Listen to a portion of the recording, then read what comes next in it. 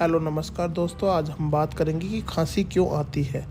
खांसी एक तरह की एक एलर्जिक रिएक्शन है जो मौसम के बदलाव व अन्य कारणों से होता है। खांसी के लक्षण मोस्टली जो देखे जाते हैं, गले में दर्द होना, गले में खराश, बुखार, सिर दर्द, उल्टी, छाती में जकड़न, दर्द महसूस होना, श्वास नली में सूजन, सांस लेने में इन्फेक्शन हो सकता है, नाक बहना।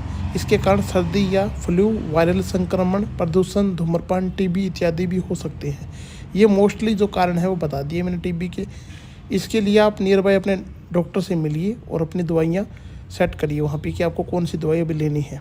मौसम के बदलाव के कारण होता रहता है, तो आपको ज़्यादा सोचने की ज़रूरत नहीं है। अगर खांसी लंबे समय से चल रही है तो एक डॉक्टर से ज़रूर मिले। धन्यवाद।